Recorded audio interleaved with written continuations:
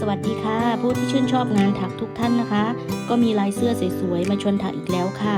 ก่อนอื่นต้องขออนุญาตใช้ชื่อคลิปว่าดอกกันนิกานะคะในคลิปนี้ลายเสื้อผังลายเราก็จะใช้ตามนี้เลยแค่ปรับแปลงตรงกลางตรงเกสรนิดหน่อยค่ะเรามาดูวิธีถักกันเลยอุปกรณ์ที่เราจะใช้ถักในวันนี้นะคะเราเลือกเป็นไหมซัมเมอร์ NR2 ขนาดเส้น18แล้วก็เข็มที่แมทกับเส้น18ที่เราใช้ติดมือก็ประมาณ 1.25 นะคะมีกรรไกรมีตัวมาร์กค่ะเดี๋ยวเรามาดูวิธีถักกันเลยเราจะคล้องไหมเป็นวงกลมเหลือหางไหมไว้เล็กน้อยค่ะเราจะขึ้นต้นที่โซ่7 1 2 3 4 5 6 7แล้วให้เราปักลงโซ่แรกดึงไหมผ่านเราจะถักโซ่3โดยพับหางไหมไปด้วย1 2 3โซ่3นี้แทน F หลักที่1นะคะแล้วให้เรา F หรือพันเข็ม1ครั้งลงในห่วงเป็นจำนวนทั้งหมด15หลักนะคะรวมโซ่ก็เป็น16ค่ะ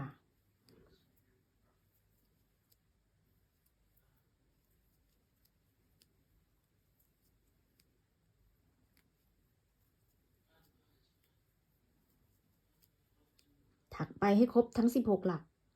เราถักครบทั้ง16หลักรวมโซ่นะคะเสร็จแล้วให้เราปักเข็มลงบนโซ่ที่3ที่เราขึ้นงานเนี่ยดึงผ่านจบแถวที่1ค่ะต่อไปแถวที่2โซ่3เว้น1หลักปัก x ลงหลักถัดไป1 2 3เว้น1หลักปัก x ลงหลักถัดไปวนรอบนะคะเราจะได้ทั้งหมด8ห่วงค่ะ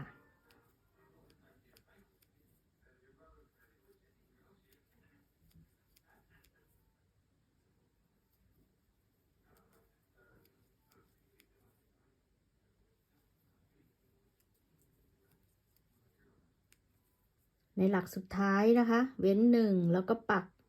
ลงไปในจุดที่เราเริ่มงานแล้วก็ซีดึงผ่านเลยให้เช็คนะคะ1 2 3 4 5 6 7 8เราจะได้8ห่วงเล็กๆวนรอบในแถวต่อไปค่ะเราจะขึ้นตรงเกสรเราจะเริ่มปรับแพทแล้วนะคะเราขึ้นโซ่2แล้วให้เราพันเข็มหรือ F นะคะลงในห่วงแรกปลดครั้งที่1 F ลงไปในห่วงเดิมครั้งที่2ปลดหมดเลยนะคะ F ครั้งที่3ใน F ครั้งที่3นี้เราจะถักโซ่3แล้วก็แทงผ่าน2เส้นดึงผ่านจะได้ปุ่มเล็กๆบนโซ่3นะคะแล้วก็ถัก F อีก2หลักลงในห่วงเดิม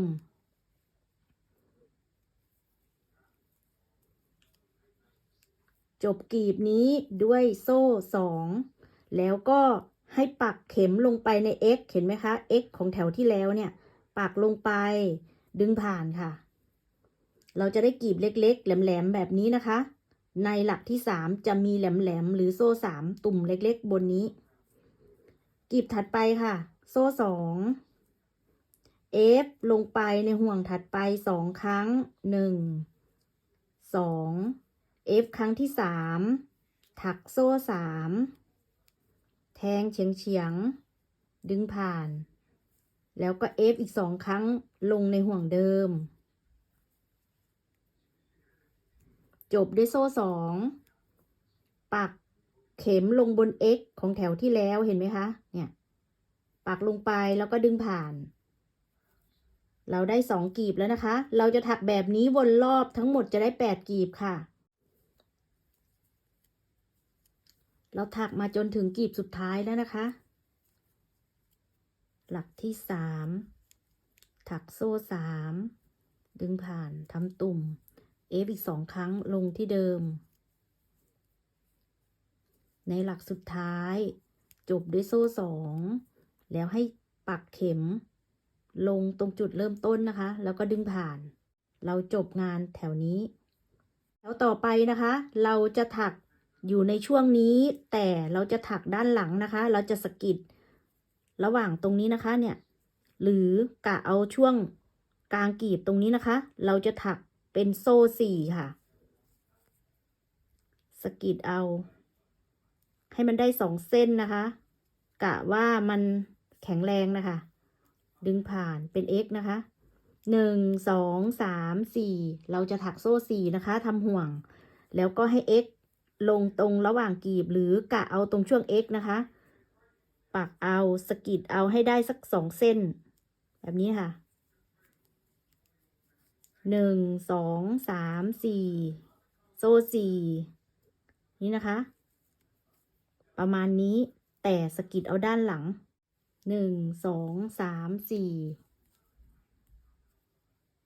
ใครดูไม่ชัดก็สามารถซูมเอาได้นะคะหรือถ้าถักไวไปคุณก็กดลดสปีดได้นะคะหน้าจอมือถือของคุณเลย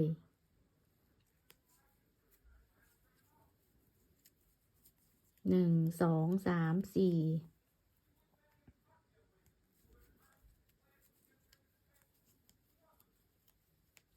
โซ่4วนรอบจะได้ทั้งหมด8ห่วงเล็กๆด้านหลังนะคะ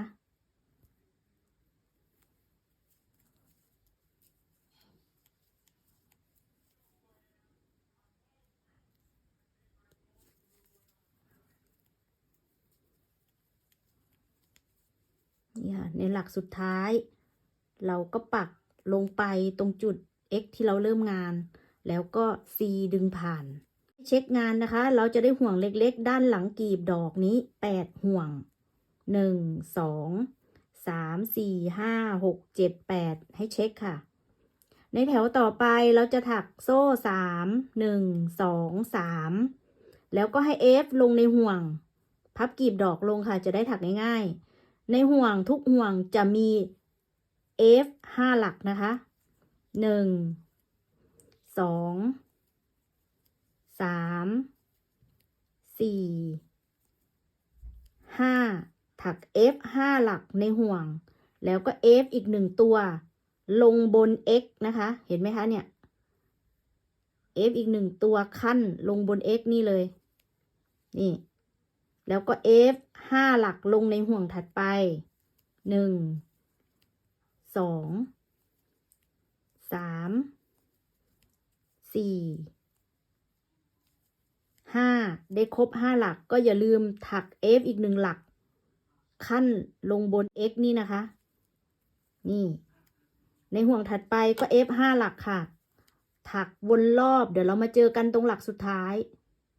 เราถักลงในห่วงสุดท้ายครบ5หลักแล้วนะคะทีนี้เราจะจบงานแถวนี้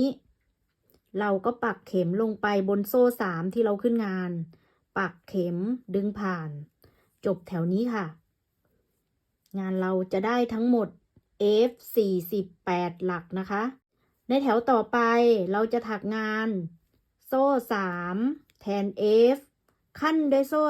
3เป็นโซ่6นะคะแล้วให้เราพันเข็มหรือ F นะคะเว้น1หลักปัก F ลงในหลักถัดไปเราจะได้เป็นช่องเล็กๆแบบนี้นะคะขั้นงานด้วยโซ่3แล้วก็ให้ F เว้น1หลักปักลงในหลักถัดไปเราจะได้เป็นช่องเล็กๆขั้นด้วยโซ่3หมดเลยนะคะวนรอบเว้น1หลักปักลงหลักถัดไปให้ถักแบบนี้วนรอบค่ะเดี๋ยวเรามาเจอกันตรงหลักสุดท้ายเราถักมาจนถึงหลักสุดท้ายเราจะจบงานแถวนี้ค่ะโดยโซ่1แล้วก็ให้พันเข็มนะคะปักลงบนหลักที่3โซ่3นะคะแล้วก็ตรงนี้ก็จะเหลือโซ่3ค่ะปักลงไปเหลือ3ห่วงเราก็จะดึงผ่านหมดเลยนะคะเราจะจบช่องสุดท้ายแบบนี้แถวที่แล้วเราได้48หลักใช่ไหมคะแถวนี้เราจะได้24ช่องค่ะเพราะว่าเราถักหลักเว้นหลักให้เช็คงานนะคะในแถวต่อไปเราจะเริ่มถักกีบเป็นตาข่ายนะในแพทเทิร์นใช้โซ่3แต่เราจะถักโซ่4ค่ะแล้วให้เรา x ลงในช่องถัดไปครั้งที่1โซ่4 x ลงในหลักถัดไปครั้งที่2 1 2 3 4โซ่4ลงในหลักถัดไปครั้งที่3เราจะได้3ห่วงแบบนี้นะคะจะใช้ทั้งหมด4ช่อง1 2 3 4แบบนี้นะคะ พอเราได้ครบ3ช่องเราจะพลิกงานกลับนะคะ ก่อนอื่นเราจะถักโซ่4เสร็จแล้วพลิกงานค่ะ แล้วให้เรา x ลงตัวเมื่อกี้นี่นะคะ ครั้งที่1โซ่4ครั้งที่2 x ลงไปในห่วงถัดไปเลย1 2 3 4 x ลงไปในห่วงถัดไปในแต่ละแถวนะคะเราจะได้3ห่วงด้วยโซ่4แบบนี้ค่ะแล้วก็ถักโซ่4พลิกงานในแถวที่3แล้วนะคะเมื่อกี้แถวที่1ตอนพลิกงานแถวที่2อันนี้แถวที่3ค่ะก็ x ลงไปในช่องแรกเราจะถักพลิกกลับไปกลับมาทั้งหมด7แถวนะคะ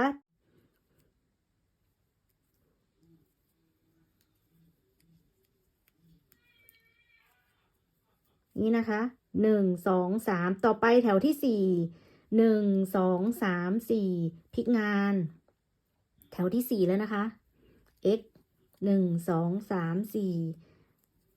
x 1 2 3 4 x ในแต่ละแถวมันจะได้3ห่วงแบบนี้ค่ะ1 2 3 4พลิกงานแถวที่5ครั้งที่1ครั้งที่2ครั้งที่3 1 2 3 4พลิกงานแถวที่6 1 2 3 4 1 2 3 4ครั้งที่3 1 2 3 4ต่อไปแถวที่7แถวสุดท้ายนะคะมันจะมาโชว์ด้านถูกพอดีให้สังเกตงานนะคะ x ลงไปครั้งที่1 1 2 3 4ครั้งที่2 1 2 3 4ครั้งที่3ค่ะแถวที่1แถวที่2แถวที่3แถวที่4 5 6อันนี้คือแถวที่7นะคะต่อไปนะคะเราจะถักลงมาด้านล่างตรงนี้ด้วยโซ่4ค่ะ1 2 3 4แล้วให้เราปักลงไปใน x ตัวนี้เลยนะคะเห็นไหมคะเนี่ยใน x แถวที่แล้วปักลงไปแล้วก็ดึงผ่านเลยนะครั้งที่1โซ่4 x เห็นไหมคะเนี่ย x ของแถวถัดไปปักลงไปดึงผ่านครั้งที่2โซ่4ครั้งที่3นี่ให้ x ลงบนแถวแรกเลยเห็นไหมคะแบบนี้ดึงผ่านเราจะได้1กีบแล้วนะคะเราจะถักแบบนี้8ครั้งวนรอบค่ะในหลักถัดไปเราจะเริ่มใช้ช่องนี้นะคะช่องเดียวกันกับแถวเมื่อกี้นี่ค่ะ1 2 3 4 x ลงในช่องถัดไปครั้งที่1 1 2 3 4 x ครั้งที่2 1 2 3 4ครั้งที่3นี่นะคะกีบที่2มันจะใช้ช่องนี้เชื่อมติดกันเลยนะคะ1 2 3ได้3ห่วงของกีบใหม่แล้วนะคะเราก็จะขึ้นแถวที่2นะคะโซ่4ก่อน1 2 3 4พลิกงานค่ะแถวที่2ครั้งที่1ครั้งที่2ครั้งที่3โซ่4หมดเลยนะคะต่อไปแถวที่3โซ่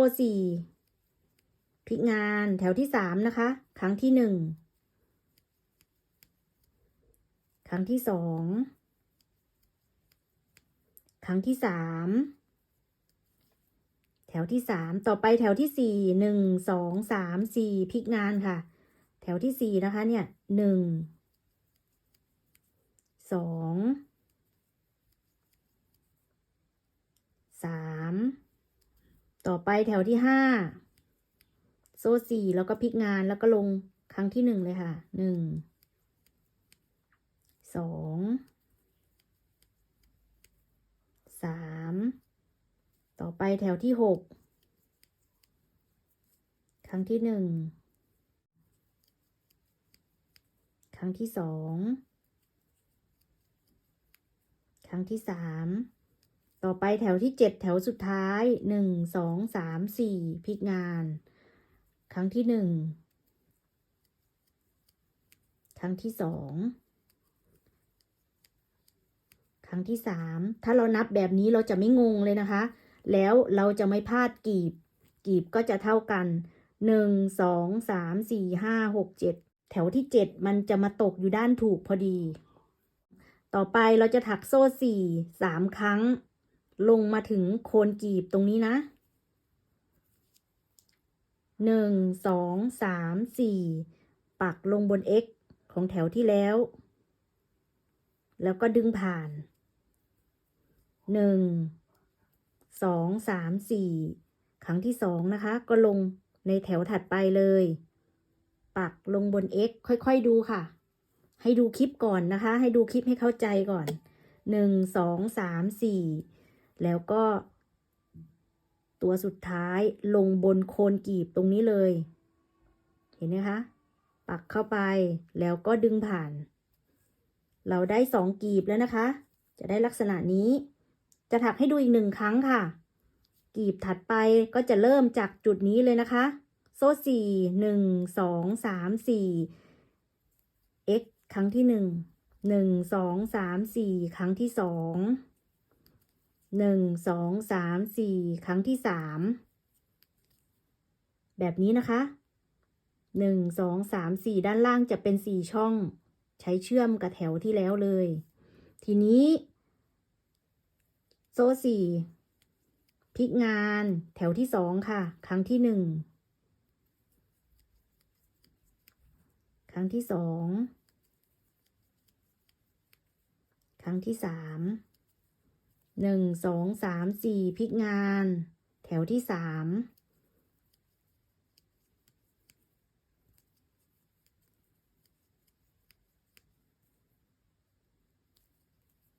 แถวที่4ครั้งที่1ครั้งที่2ครั้งที่3พลิกงานแถวที่5 1 2 3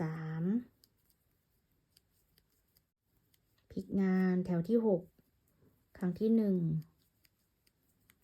ครั้งที่2ครั้งที่3แถวที่7เห็นไหมคะมันจะมาตกด้านหน้าพอดีครั้งที่1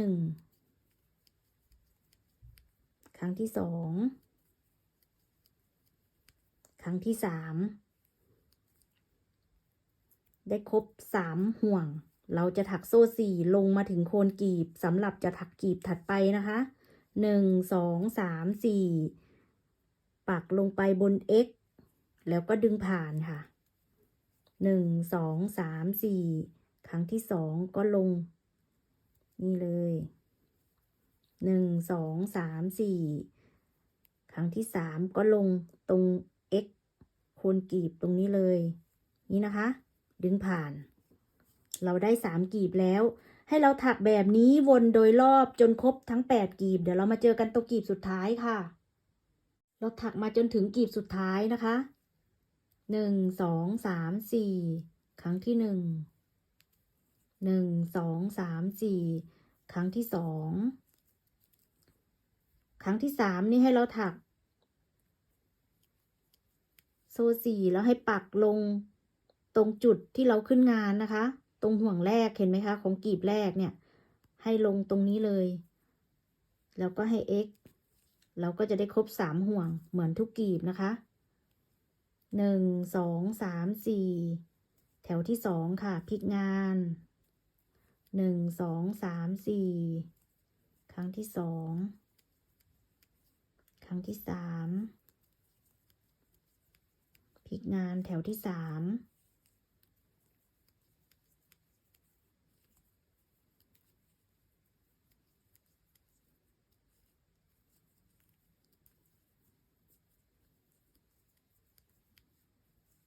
แถวที่4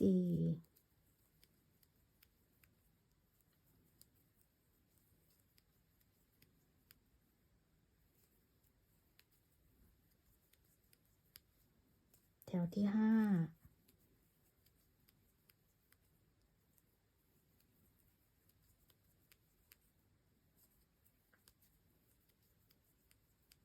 แถวที่6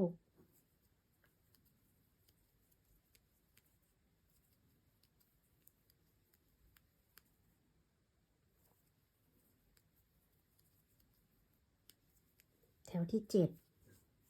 แถวที่7ก็จะมาด้านถูกครั้งที่1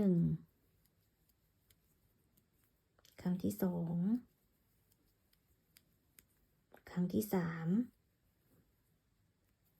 ได้ครบ3ช่องหรือ3ห่วงเราก็จะลงจบกลีบนะคะ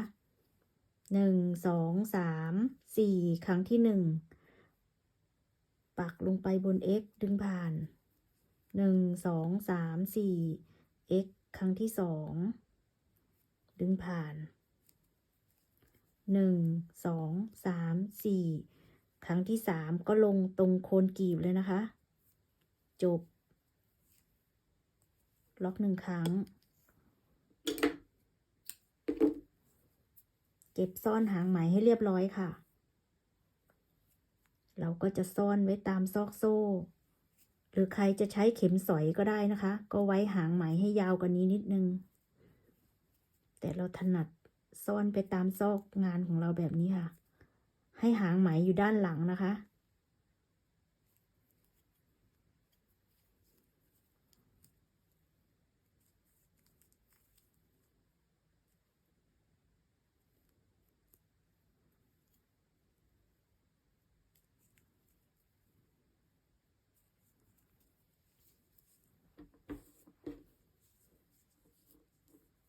นี่ค่ะดอกกันนิกาดอกแรกของเรานะคะ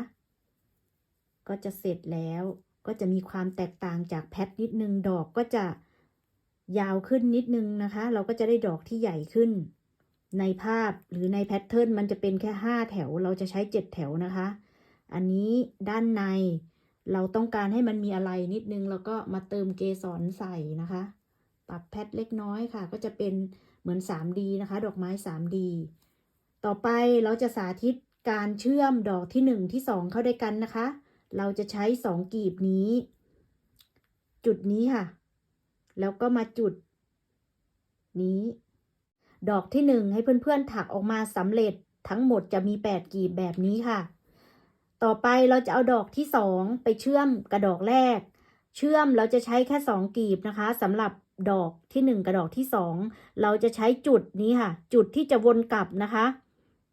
1 2 3เอาจุดที่4นะคะไปเชื่อมกับจุดที่4ของดอกฝั่งนู้นคือเวลาเราวนกลับเราจะเหมือนกับได้4ช่องตรงด้านบนของทุกกลีบนะคะ1 2 3 4เราจะใช้จุดนี้ล่ะค่ะไปเชื่อมแล้วก็ดอกถัดมาเราก็จะใช้จุดที่กำลังจะตีกับของแถวที่7นี้นะคะจุดแรกตรงนี้1 2 3 4ตรงปลายกลีบจะเหมือนเป็น4นะคะแต่จริงๆแล้วเราถักแค่3ค่ะรวมกับวนโซ่กลับนี่ก็เป็น4ห่วงนะคะในดอกที่2นะคะที่เราจะเอาไปเชื่อมกับดอกแรกที่เราถักเสร็จออกมาเราถักถึงกลีบที่7แถวที่7 1 2 3ห่วงแล้วนะคะเราจะเอาห่วงต่อไปที่เราจะวนกลับลงมาตรงโคนกลีบนะคะคือห่วงนี้ค่ะเอาไปเชื่อมกับจุดนี้ปกติเราจะถักโซ่4แล้วก็ C ดึงผ่านกับ X ใช่ไหมคะแต่เราจะเอาไปเชื่อมเราจะถักแค่โซ่2แล้วก็ให้ไปหยิบกลีบไหนก่อนก็ได้นะคะกลีบนี้ค่ะจับด้านหลังชนกันนะแถวบนสุดนะคะ1 2 3เราจะจิ้มไปตรงริมก็คือตรงห่วงที่จะวนกลับลงมาด้านล่างใช่ไหมคะเนี่ยด้านหลังชนกันแล้วเราก็จะดึงผ่านเลยแล้วก็มาถักโซ่2เอานิ้วก้อยหนีบดอกนี้ไว้นะคะจะได้งานไม่เคลื่อนแล้วให้เรามาปักลงบน X ของแถวที่แล้วของดอกที่เรากำลังถักนี่นะคะแล้วก็ดึงผ่านปกติเลยนี่ค่ะเชื่อมแบบนี้แค่นี้เองค่ะแค่ตรงริมจุดริมหรือจุดมุมของกลีบนะทีนี้เราก็ถักโซ่4ปักลงไปบน X แล้วก็ดึงผ่านอันนี้คือครั้งที่2นะคะแล้วก็โซ่4ครั้งที่3ลงบนโคนกลีบนี่ค่ะเชื่อมจุดแรกแบบนี้มือเราก็ยังหนีบไว้อยู่นะคะเดี๋ยวงานบิดต่อไป กีบสุดท้ายกีบที่8เราก็ถักปกติ1 2 3 4ครั้งที่1 1 2 3 4ครั้งที่2พอครั้งที่3 1 2 3 4แล้วก็ลงซ้ำกับห่วงแรกที่เราขึ้นงานของกีบแรกนะคะ x ลงไปเลยพับกีบนี้ลงจะได้ถักง่ายๆนี่แล้วก็1 2 3 4พลิกงานกลับอันนี้ก็อย่าให้มันบิดนะคะ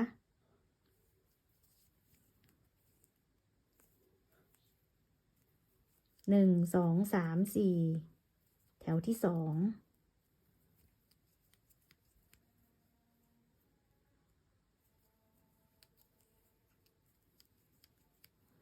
แถวที่3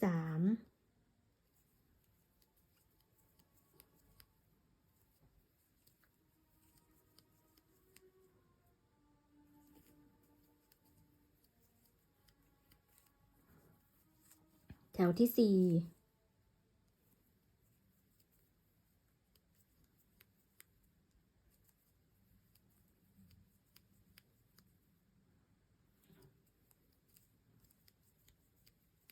แถวที่5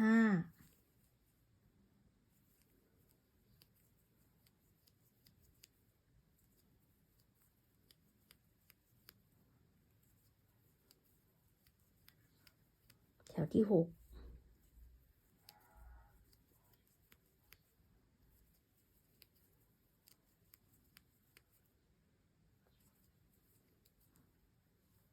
ต่อไปแถวที่7นะคะพลิกงานนี่นะคะอย่าให้งานบิดนะดอกนี้กีบนี้นะคะเราจะเชื่อมตรงจุดนี้ใช่ไหมคะต่อไปเราจะใช้จุดนี้ค่ะจุดที่เรากำลังจะวนกลับคือโซ่4ห่วงแรกนะคะฝั่งนี้นี่เราจะใช้จุดนี้ซึ่งจะเป็นห่วงแรกของแถวที่7ของกีบนี้นะปกติเราจะถักโซ่4แล้วก็ x ใช่ไหมแต่ตรงนี้เราจะเอาไปเชื่อมแล้วก็ถักแค่โซ่2แล้วก็เอาไปเชื่อมกับกีบนี้ค่ะ1 2 3 4หรือห่วงแรกของฝั่งนู้นนะแล้วก็ดึงผ่านแล้วก็ถักโซ่2มาปัก x แล้วก็ถักปกติค่ะ1 2 3 4อันนี้คือห่วงที่1ต่อไปก็ห่วงที่2 1 2 3 4ห่วงที่3ต่อไปเราจะวนมาปิดกีบถึงโคนนะ1 2 3 4ปักดึงผ่าน1 2 3 4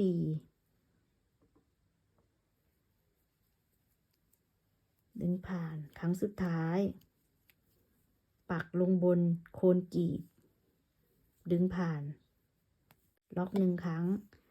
ตัดไหมเก็บหางไหมให้เรียบร้อยเดี๋ยวเรามาดูงานนะคะนี่นะคะเราเชื่อมเสร็จออกมาเราวางงานให้ดูเห็นชัดๆเลยดอกที่1ที่2ติดกัน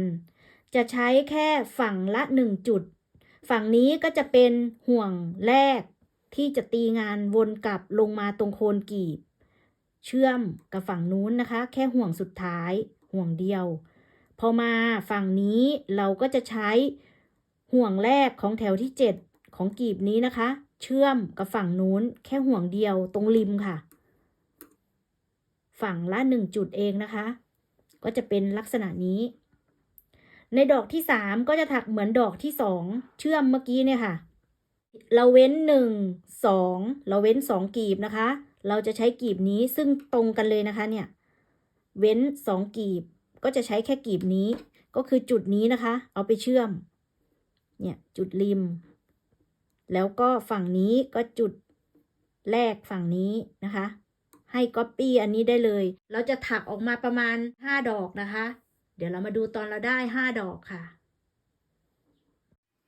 เราก็ได้ถักงานเชื่อมติดกันครบทั้ง5ดอกเสร็จแล้วนะคะดอกละ2จุดค่ะ